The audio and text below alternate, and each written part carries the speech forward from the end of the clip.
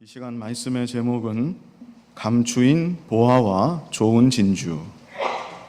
감추인 보화와 좋은 진주, 이런 제목으로 말씀을 증거하겠습니다. 마태복음 13장에는 천국에 대한, 하나님 나라에 대한 7가지 비유의 말씀이 있습니다. 오늘 본문은 7가지 비유의 말씀들 가운데 5번째와 6번째에 해당하는 것으로 비교적 짤막한 구절로 하나님 나라에 대해서 말씀하고 있습니다. 먼저 44절에 천국은 마치 밭에 감추인 보화와 같다 말씀했고요. 이어서 45절에는 또 천국은 마치 좋은 진주를 구하는 장사와 같다 이렇게 말씀하고 있습니다. 그래서 이 시간 첫 번째는 감추인 보화에 대해서, 두 번째는 좋은 진주를 구하는 장사에 대해서 차례대로 말씀을 증거하겠습니다. 먼저 첫 번째로 천국은 밭에 감추인 보화와 같다 말씀합니다. 우리 본문 44절을 뜻을 생각하면서 같이 읽어보겠습니다. 천국은 마치 밭에 감추인 보화와 같으니 사람이 이를 발견한 후 숨겨두고 기뻐하여 돌아가서 자기의 소유를 다 팔아 그 밭을 샀느니라. 옛날에는 오늘날과 같이 거액의 재산이 있을 때 그 재산을 안전하게 보관할 수 있는 방법이 딱히 없었습니다. 그래서 항아리나 나무 상자 같은 것을 준비하고 거기에다가 귀중한 보물을 넣은 다음에 자기만 아는 장소에 가서 땅을 파고 그 보물을 묻어두었던 것입니다. 그러다가 때로는 보물을 묻어둔 그 사람이 아무에게도 알리지 못하고 갑작스럽게 세상을 떠나는 경우도 있습니다. 그렇게 되면 그 보물은 아무도 모르는 상태에서 땅속에 오래도록 묻혀있게 되는 것이죠. 그래서 실제로 오늘날에도, 요즘에도 땅속에 묻혀있던 보물이 발견되었다, 이런 기사가 신문에 나는 경우가 가끔 있습니다. 예수님께서는 바로 이런 경우에 빗대어서 하나님 나라에 대하여 설명하고 계십니다. 어떤 사람이 남의 밭에서 일을 하다가 보화를 발견하게 되었습니다. 깜짝 놀랐겠죠. 그래서 그 보화를 다시 땅에다가 묻어두고는 기쁨으로 돌아가서 자기의 소유를 다 팔아 그 밭을 샀다는 내용입니다. 이런 이야기를 듣고 어떤 분은 말을 합니다. 보화를 발견한 사람이 양심을 바로 쓰는 사람이라고 한다면 주인에게 찾아가서, 밭의 주인에게 먼저 가서 이 밭에는 보화가 묻어 있습니다, 이렇게 말을 해야 되는 거 아닙니까? 이렇게 진지하게 말하는 분도 혹 있을 수 있는데, 제가 지난 주일에도 말씀드렸듯이 예수님의 비유는 무엇을 강조하시기 위함인가, 그 초점을 파악하는 것이 중요합니다. 예수님은 이 비유를 통해서 윤리 문제를 교훈하시는 것이 아닙니다. 예수님은 이 비유를 통해서 하나님 나라에 대하여 중요한 진리를 교훈하고 계신 것입니다. 그렇다면 감추인 보화의 이 비유를 통해서 우리가 깨닫고 기억해야 될 진리가 무엇인가? 그 첫 번째는 천국의 가치입니다. 다른 말로 하면 복음의 가치, 예수 그리스도의 가치라고도 말할 수 있습니다. 예수 그리스도를 믿음으로 말미암아 예수 그리스도를 소유하게 되고, 예수 그리스도를 소유한 자가 곧 천국을 소유한 자이기 때문에 그런 것입니다. 그렇다면 예수님은 얼마나 귀한 보화인가? 천국은 얼마나 귀한 보화인가? 얼만큼 귀할까요? 얼만큼 귀할까요? 말로 표현할 수 없을 만큼 귀한 것입니다. 이것은 한 어느 정도의 값이다, 이렇게 측량할 수가 없는 것입니다. 그래서 오늘 본문은 말씀하기를 이 보화를 발견한 자가 어떻게 했습니까? 자기가 이제껏 모아두었던 전 재산을 한치의 망설임 없이 다 정리한 것입니다. 그러고도 너무나 기뻐할 정도로 이 보화는 정말로 귀한 것이다. 예수님이 이것을 가르쳐주고 있는 것입니다. 이 보화는 돈을 주고는 살 수가 없습니다. 보화를 발견한 자가 자기의 전 재산을 다 쏟아부었는데 그렇게 해서 산 것은 보화를 산 것이 아니라 무엇을 산 것이죠? 보화가 묻혀있는 밭을 산 것입니다. 땅속에 묻혀있는 보화는 억만금을 준다 할지라도, 이 지구의 값을 다 준다 할지라도 도저히 살 수가 없는 보물 중에 보물인 것입니다. 그래서 천국의 가치는 무엇인가? 예수 그리스도의 가치는 무엇인가? 내가 가지고 있는 모든 것을 다 잃어버린다 할지라도 포기할 수 없는, 양보할 수 없는, 나의 전생에 영육간에 내가 소유한 모든 것을 다 희생해서 그렇게 해서 살 수만 있다면 반드시 사야만 되는, 반드시 얻어야만 되는 너무나도 귀한 것이다. 이 사실을 예수님이 가르쳐주고 계신 것입니다. 두 번째로, 그렇다면 이렇게 귀한 보화, 엄청난 보화인데 이런 보화를 어떻게 발견하는가? 어떻게 발견합니까? 두 번째, 우연히 발견함. 우연히 발견하는 것입니다. 오늘 본문의 이 사람이 땅속에 묻혀있던 보화를 어떻게 발견했습니까? 우연하게 발견하게 된 것입니다. 이것은 무엇을 말하는가? 보물 중에 보물, 최고의 보화인 예수님을 발견하는 것, 예수님이 믿어지는 것, 천국을 소유하게 되는 것, 그것은 전적인 하나님의 은혜라는 것입니다. 인간의 공로나 인간의 노력으로 되지 않습니다. 오직 하나님의 은혜로 예수님이 믿어지는 것이고 천국을 소유하게 되는 것입니다. 에베소서 2장 8절 말씀, 우리 잘 아는 구절인데요. 같이 한번 읽어보겠습니다. 너희가 그 은혜를 인하여 믿음으로 말미암아 구원을 얻었나니 이것이 너희에게서 난 것이 아니요 하나님의 선물이라. 예수님을 믿음으로 말미암아 구원을 얻습니다. 그런데 그것은 너희에게서 난 것이 아니다. 하나님의 선물이다. 이렇게 말씀하고 있습니다. 마태복음 16장에서는 그 유명한 장면이죠. 베드로 사도가 예수님을 향하여 주는 그리스도시요 살아계신 하나님의 아들이시니이다. 베드로 사도가 이렇게 고백했는데 그때 예수님이 뭐라고 말씀하셨는가? 베드로에게 바요나 시모나 내가 복이 있도다. 이를 내게 알게 한 것은 혈육이 아니요 하늘에 계신 내 아버지시니라. 예수님이 그렇게 말씀하셨습니다. 하늘에 계신 내 아버지께서 그런 믿음과 지혜를 베드로에게 주셨다는 것입니다. 오늘날도 마찬가지입니다. 어떤 사람은 태어날 때부터 믿음의 가정에서 태어나서 자연스럽게 교회 다니다가 예수님을 믿게 됩니다.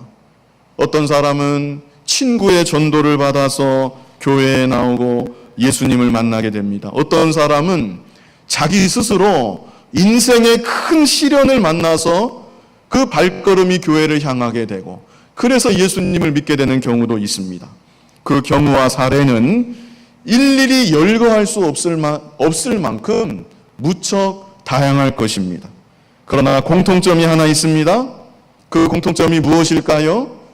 그 모든 사건과 환경의 배후에는 하나님이 계셨다는 사실입니다. 하나님께서 친히 역사하사 우리의 발걸음을 하나님의 집으로 인도하여 주신 것입니다. 하나님께서 우리의 마음을 감동하여 주시사 복음의 말씀이 믿어지게 하여 주시고 그래서 우리를 하나님의 자녀로 천국 백성으로 삼아 주신 것입니다. 오늘 본문대로 말하자면 보화 중의 보화, 최고의 보화를 발견할 수 있도록 하나님께서 역사하여 주시고 우리들 각자를 인도하여 주신 것입니다. 이 은혜가 얼마나 큰 은혜이고 얼마나 감사한지 모릅니다. 이 은혜를 다 받으셨나요? 보화를 다 발견하셨습니까? 자, 그렇다면 이제 중요한 것은 이런 은혜를 받은 자, 보화를 정말 발견한 자, 그 자는, 그 사람은 어떻게 하는 것인가? 세 번째입니다. 우리 세 번째 주보 괄호 3번 한번 같이 한번 읽어볼까요? 시작. 기뻐하며 돌아가 자기의 소유를 다 팔아 밭을 삼. 바로 이것입니다. 최고의 보화를 발견한 자, 기뻐하며 돌아갔다고 했습니다. 당연하지요? 얼마나 마음이 기쁘겠습니까? 누가 나에게 선물만 하나 줘도, 좋은 선물만 하나 줘도 마음이 기쁘겠는데, 이것은 보통 보화가 아닙니다. 보화 중에 보화. 일생 모은 전 재산을 주고도 살 수가 없는 최고의 보화를 거저 발견했는데 얼마나 기쁘겠습니까? 그리고 이 기쁨은 세상은 알 수 없는 기쁨이고 세상은 줄 수도 없는 기쁨인 것입니다. 오직 보화를 발견한 자, 그리고 보화의 가치를 정말로 아는 자, 그 사람만이 누리는 기쁨인 것입니다. 예수님을 믿는 나의 마음 가운데 이러한 기쁨이 있는가? 아까 보화를 다 발견하셨다고 대답하셨는데 최고의 보화이신 예수님을 발견해서 영원한 천국을 소유한 나의 마음 가운데 이런 기쁨이 있고 이런 감격이 있는가? 내가 지금 걸어가고 있는 이 길은 영원한 천국 본향을 향하여 나아가는 길인데 하루하루 나의 삶 가운데 세상은 알지 못하는 기쁨이 있고 감격이 있는가? 만약에 그런 기쁨이 없다고 하면 보화를 아직 발견하지 못한 것일 수 있습니다. 그게 아니라면 신앙이 병든 것입니다. 기쁜 때도 있었고 가끔 기쁜 것도 같은데 사실 그것보다는 세상 재미가 더 좋다. 세상이 주는 기쁨이 나는 더 기쁘다. 그것도 역시 신앙이 병든 것입니다. 아무쪼록 최고의 보화이신 예수님을 참으로 발견하시고 그 보화의 가치를 점점 더 깨달아 나아가셔서 세상은 알 수도 없고 줄 수도 없는 참된 기쁨으로 충만한 여러분의 삶이 다 되시기를 바랍니다. 오늘 본문의 이 사람은 최고의 보화를 발견했습니다. 발견하는 그 순간부터 어땠을까요? 얼마나 놀랐을까요? 마음이 얼마나 벅찼을까요? 그래서 이 사람은 기쁨 가운데 집으로 돌아가서 그 다음에는 자기의 소유를 다 팔아서 보화가 묻혀있는 밭을 샀습니다. 처음에도 말씀드렸지만 보화를 산 것이 아닙니다. 보화는 살래야 살 수가 없습니다. 보화는 이미 발견한 것이고 이 사람이 산 것은 보화가 묻혀있는 밭을 산 것입니다. 그렇다면 이것이 무엇을 가리키는 것인가? 보화가 묻혀있는 밭을 샀다는 것은 하나님의 나라를 위해서, 주님을 위해서, 주님의 몸된 교회를 위해서 충성하는 삶, 헌신하는 삶을 사는 것을 말하는 것입니다. 자기의 모든 소유를 팔아서 보화가 묻힌 밭을 샀다고 했죠. 하나님이 자기의 주신 모든 것을 다 사용해서 충성하고 헌신하는 것을 의미하는 것입니다. 그리고 이것이 바로 보화를 발견한 사람, 보화의 가치를 참으로 아는 자의 모습인 것입니다. 자기가 가지고 있는 모든 것보다, 자기 생명보다 보화의 가치가 더 귀하기 때문에 이제는 그 보화를 위해서 살아가는 것입니다. 그 보화를 위해서 자기가 가진 모든 것을 아낌없이 희생하고 사용할 수 있는 것입니다. 우리 히브리서 11장 24절로 26절 말씀. 보화를 위해서 자기가 가진 모든 것을 버린 여기 예가 하나 있습니다. 히브리서 11장 24절로 26절 같이 한번 읽어보겠습니다. 믿음으로 모세는 장성하여 바로의 공주의 아들이라 칭함을 거절하고 도리어 하나님의 백성과 함께 고난받기를 잠시 죄악의 낙을 누리는 것보다 더 좋아하고 그리스도를 위하여 받는 능욕을 애굽의 모든 보화보다 더 큰 재물로 여겼으니 이는 상주심을 바라봄이라. 아멘. 구약시대 모세는 보화를 발견한 것입니다. 보화를 발견한 다음에 보화를 위해서 살아간 것입니다. 25절 다시 한번 보여주세요. 25절. 그래서 모세는 어떻게 했습니까? 하나님의 백성과 함께 고난받기를 잠시 죄악의 낙을 누리는 것보다 더 좋아했다. 26절에는 그리스도를 위하여 받는 능욕을 애굽의 모든 보화보다 더 큰 재물로 여겼다. 보화의 가치를 바로 안 것입니다. 애굽이 자기에게 주는 모든 값어치보다 보화의 가치가 더 크다. 그래서 일생 주를 위해서, 하나님 나라 위해서, 하나님 백성들을 위해서 충성하고 헌신하는 삶을 살았던 것입니다. 빌립보서 3장 7절로 9절 사도 바울의 말씀이죠. 빌립보 3장 7절로 9절도 뜻을 생각하면서 같이 읽겠습니다. 그러나 무엇이든지 내게 유익하던 것을 내가 그리스도를 위하여 다 해로 여길 뿐더러 또한 모든 것을 해로 여김은 내 주 그리스도 예수를 아는 지식이 가장 고상함을 인함이라. 내가 그를 위하여 모든 것을 잃어버리고 배설물로 여김은 그리스도를 얻고 그 안에서 발견되려 함이니 내가 가진 은은 율법에서 난 것이 아니요 오직 그리스도를 믿음으로 말미암은 것이니 곧 믿음으로 하나님께로서 난 의라. 아멘. 사도 바울도 마찬가지죠. 보화를 발견한 것입니다. 예수님을 발견한 것입니다. 그래서 그 이후로는 그 전에 자랑으로 알던 세상의 모든 거 해로 여기고 심지어 배설물로 여기고 오직 예수님을 위하여 더욱 충성하고 헌신하는 삶을 살았던 것입니다. 최고의 보화이신 예수님을 발견했다. 보화의 가치를 참으로 알았다. 그렇다고 한다면 우리 마음 가운데는 세상이 알지 못하는 충만한 기쁨이 있는 것입니다.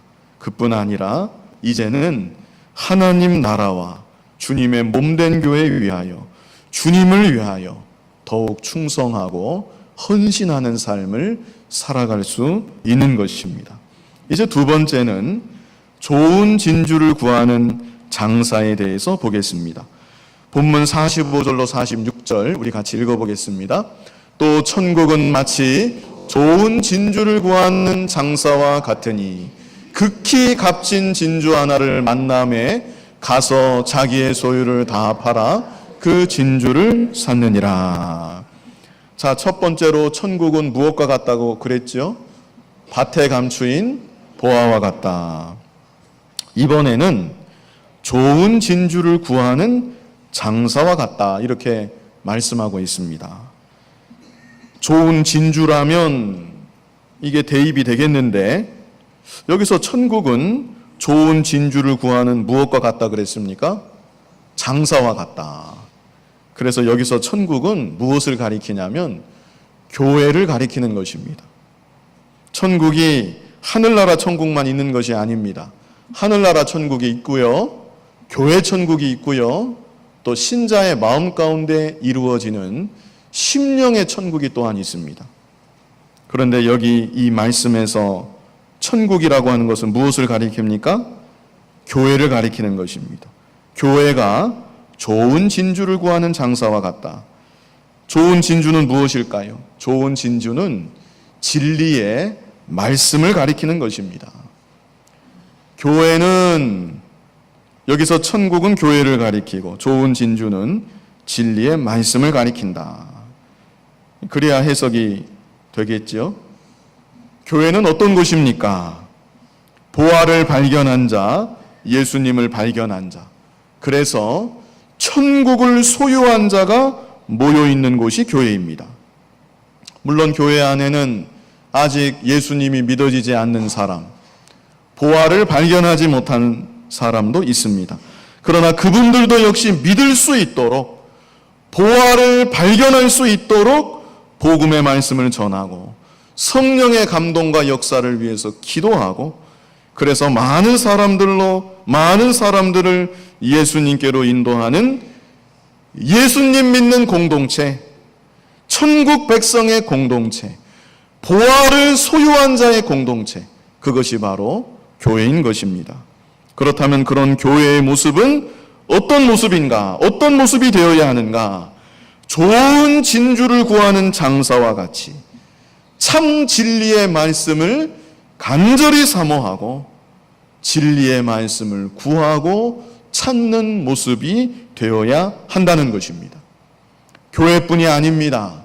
예수님을 믿는 우리 개개인, 우리들 한 사람 한 사람이 최고의 보화이신 예수님을 발견하고 천국을 소유한 하나님의 백성들인데, 우리들 개개인은 이 땅을 살아가는 동안 무엇을 사모하며 살아야 하는가?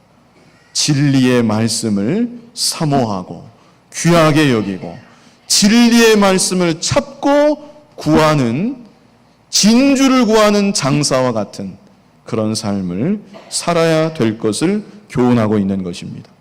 그래서 이 두 번째 비유를 통해서 예수님이 주시는 교훈, 이 첫 번째는 예수님을 발견한 자는 진리를 귀하게 여기고 사모하는 것임, 이것을 우리에게 교훈하고 있습니다. 보화를 발견하는 것은 어떻게 발견했죠? 어떻게 발견했습니까? 우연히 발견했습니다. 예수님을 믿게 된 것은 하나님의 전적인 은혜로 믿어지게 된 것입니다. 그러나 예수님을 믿은 이후에 참된 성도라고 한다면 자기 스스로 적극적으로 진리의 말씀을 사모하고 진리의 말씀을 찾고 진리의 말씀을 구하며 살아가는 것이다. 이 사실을 교훈하고 있는 것입니다. 얼만큼 귀하게 여기고 사모하는 것인가? 좋은 진주를 구하는 장사와 같이 귀하게 여기고 사모하는 것입니다. 좋은 진주를 구하는 장사는 좋은 진주에 자기 마음이 다 가 있는 것입니다. 좋은 진주 하나 만나기만을 간절히 사모하면서 고대하는 것입니다. 마음으로 사모만 하겠습니까? 마음으로 사모만 하면 좋은 진주가 자기 손에 들어오나요? 사모만 하는 것이 아니라 어떻게 하겠습니까? 좋은 진주를 찾아서 나가는 것입니다. 진주가 나오는 곳이 있다고 하면 그곳이 어디든 얼마나 멀리 떨어져 있든 자기의 물질을 희생하고 시간을 희생해서 좋은 진주를 만나기 위해서 나아가는 것입니다. 한 번만 찾아가고 마는 것이 아니라 진주가 나는 곳이라면 계속해서 찾아가는 것입니다. 오전에만 갈까요? 오전에도 가보고 오후에도 가보고 시간이 되면 새벽에도 가보고 그렇게 좋은 진주를 간절히 사모하고 구하는 것입니다. 사도행전 8장에 보면 에디오피아 여왕 간닥의 국고를 맡은 내시가 한 사람 나오는데 그 내시가 진리를 간절히 사모했습니다.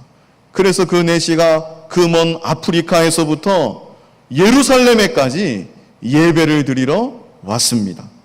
그리고 예배 드리고 돌아가는 도중에도 병거에 앉아서 하나님의 말씀을 읽었습니다. 오늘날 성도들의 모습이 참으로 보화를 발견했다고 한다면, 천국을 소유했다고 한다면 그런 성도의 모습은 이런 모습이 되어야 한다. 이것을 예수님께서 교훈하고 계신 것입니다.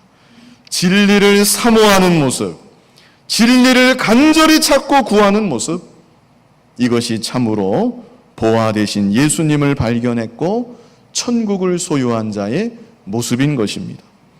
두 번째는 무엇입니까? 구하면 어떻게 됩니까? 만나게 됨. 좋은 진주를 구하는 장사가 마침내 좋은 진주 구하니까 46절에 뭐라고 했습니까? 극히 값진 진주 하나를 만나매, 이렇게 말씀하고 있습니다.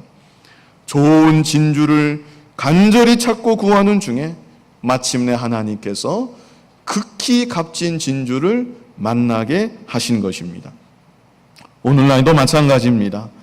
진리의 말씀을 간절히 사모하는 자, 진리의 말씀을 깨닫게 되는 것이고 하나님이 주시는 풍성한 은혜를 받는 것입니다. 시편 107편 9절 말씀 우리 같이 한번 읽어보겠습니다. 저가 사모하는 영혼을 만족해 하시며 줄인 영혼에게 좋은 것으로 채워주심이로다. 얼마나 감사합니까? 내가 사모하는데도, 간절히 원하는데도 하나님이 들어주지 아니하시면 안타깝겠는데, 우리 하나님은 그런 하나님이 아니라 사모하는 영혼이 있다고만 한다면 그 영혼을 만족해 하여 주시는 하나님, 줄인 영혼이 있다고 한다면 말씀의 양식을 사모하고 먹고 싶어서 줄인 영혼이 있다고 한다면 좋은 것으로 채워주시는 하나님 아버지이신 것입니다. 잠언 8장 17절 말씀도 같이 한번 읽어보겠습니다. 나를 사랑하는 자들이 나의 사랑을 입으며 나를 간절히 찾는 자가 나를 만날 것이니라. 아멘. 하나님이 하나님의 자녀를 사랑하실까요? 사랑하지 않으실까요? 사랑하시죠? 그런데 여기 17절에는 나를 사랑하는 자들이 나의 사랑을 입으며, 여기서 사랑은 보통 평범한 사랑을 말하는 것이 아닙니다. 하나님의 자녀들 하나님이 다 사랑하시지만 그 가운데도 나를 정말로 사랑하는 자들은 나의 사랑, 이 사랑은 보통 평범한 사랑이 아닙니다. 하나님의 특별하신 사랑을 입게 된다. 이 사실을 말씀해 주고 있는 것입니다. 나를 간절히 찾는 자, 이것은 하나님의 은혜를 사모하는 자입니다. 목마른 사슴이 시냇물을 찾는 것처럼 하나님의 은혜에 갈급해하는 자입니다. 그런 자는 하나님을 만나게 되고 그뿐 아니라 하나님이 주시는 신령한 은혜와 복을 받아서 누리게 하여 주신다는 것입니다. 그러므로 저와 여러분이 좋은 진주를 구하는 장사의 마음과 같이 진리의 말씀을 그렇게 귀하게 여기고 진리의 말씀을 간절히 사모하며 살아야 합니다. 그럴 때 진리의 말씀을 더욱 풍성하게 깨닫게 하여 주시고 하나님이 주시는 풍성한 은혜를 받아 누리며 살아갈 수 있는 것입니다. 이제 마지막 세 번째는 우리 세 번째 괄호 3번, 2번의 괄호 3번 다 같이 한번 읽어보실까요? 시작. 자기의 소유를 다 팔아 진주를 삼. 자, 이것은 진리의 말씀을 깨닫게 된 이후의 모습입니다. 어떻게 했습니까? 자기의 소유를 다 팔아서 진주를 샀습니다. 자기의 소유를 다 팔았다는 것은 모든 것을 양보하고 포기했다는 것입니다. 진주를 샀다는 거, 여기 진주를 샀다는 표현이 중요한데요. 진주를 샀다는 것은 깨달은 진리의 말씀을 순종하며 산다는 것을 의미하는 것입니다. 진주를 샀다는 거, 그게 뭐라고요? 진리의 말씀을 어떻게 하며 사는 거? 순종하며 사는 거. 그것이 바로 진주를 사는 것입니다. 반대로 깨달은 진리의 말씀을 순종하지 않는 것, 그것은 진주를 포기하는 겁니다. 샀던 진주도 버리는 것입니다. 그게 말씀을 순종하지 않는 것입니다. 오늘날 너무나 많은 사람들이 하나님의 말씀을 너무나 쉽게 양보합니다. 믿는 신자라고 하면서 하나님 말씀을 헌신짝 버리듯이 너무나 쉽게 내던집니다. 이 세상에 이념으로 살았던 사람들, 공산주의자들, 이념주의자들, 자기 이념을 위해서 생명을 버린 사람들이 많이 있습니다. 그런데 믿는 신자라고 하는 사람들이 지극히 작은 이익 때문에 하나님의 말씀을 헌신짝 내던지듯이 던져버리고 맙니다. 값진 진주를 헐값에 팔아버리는 것과 같은 것입니다. 마태복음 7장 6절에 보면 이런 말씀이 있습니다. 너희 진주를 돼지 앞에 던지지 말라. 너희 진주를 어디 앞에 던지지 말라고요? 돼지 앞에 던지지 말라. 너희 진주는 네가 깨달은 진리의 말씀을 말합니다. 돼지라고 하는 것은 먹자주의, 현실주의를 말하는 것입니다. 세상에 먹고 사는 문제 때문에, 현실의 문제 때문에, 작은 물질의 이익 때문에 진주와 같은 진리의 말씀을 내던지지 말라는 말씀인 것입니다.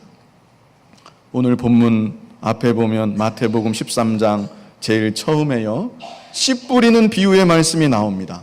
여기서 씨도 무엇을 가리키죠? 하나님의 말씀입니다. 씨앗이 하나님의 말씀입니다. 씨앗이 네 종류의 밭에 떨어지는데 옥토에도 떨어지고 길가, 돌짝밭, 가시떨기에 떨어집니다. 옥토와 같은 마음판에 떨어진 말씀만이 마침내 결실해서 30배, 60배, 100배의 결실을 하는 것입니다. 길가와 같은 마음, 돌밭과 같은 마음, 가시떨기 같은 마음, 말씀을 아무리 많이 받아도 결실하지 못합니다. 특별히 가시떨기 같은 마음. 가시떨기 같은 마음은 어떤 마음인가? 말씀 들을 때 너무나 좋아해요. 말씀 들을 때 기쁨으로 말씀을 받습니다. 말씀을 어느 정도 귀하게 여기는 마음도 있습니다. 그 말씀을 마음판에 새기고 살아갑니다. 열매 맺기 일보 직전까지 갑니다. 그러나 결정적으로 시험이 있고 환난이 있을 때 받은 진리의 말씀을 순종하지만 못하고 내버리는 것입니다. 그래서 결국에는 결실하지 못한다. 우리 마태복음 13장 22절 본문에서 바로 앞에 있죠? 마태복음 13장 22절 같이 한번 읽어보겠습니다. 가시떨기에 뿌리 없다는 것은 말씀을 들으나 세상의 염려와 재리의 유혹에 말씀이 막혀 결실치 못하는 자요. 무엇에 막혔습니까?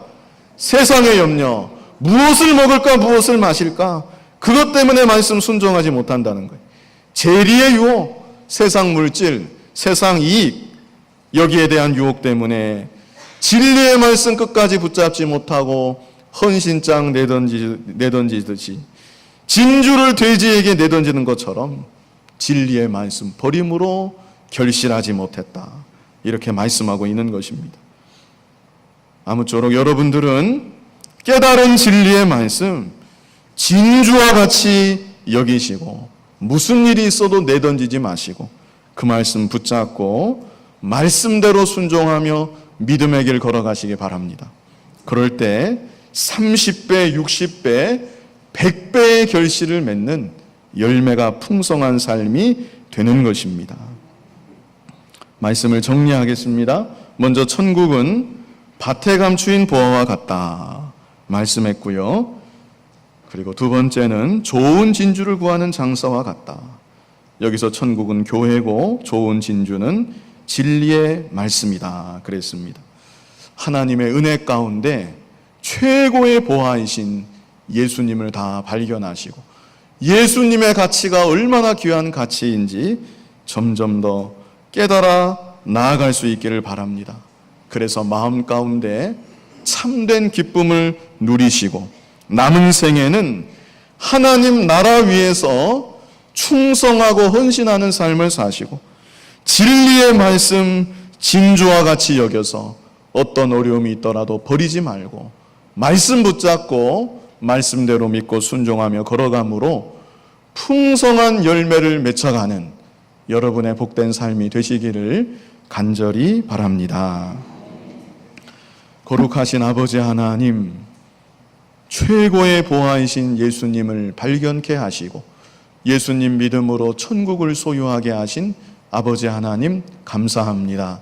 보화의 가치를 참으로 깨달아서 마음 가운데 숨은 기쁨이 충만한, 감당할 수 없는 기쁨과 감격으로 충만한 우리들의 삶이 되게 하여 주시고 이제는 하나님 나라 위에 주님 위에 충성하고 헌신하며 살아가고 진리의 말씀을 진주와 같이 귀하게 여겨서 진리의 말씀 내던지지 아니하고 말씀대로 믿고 순종하며 걸어가는 우리들이 다 되게 하여 주시옵소서. 예수님 이름으로 기도하옵나이다. 아멘.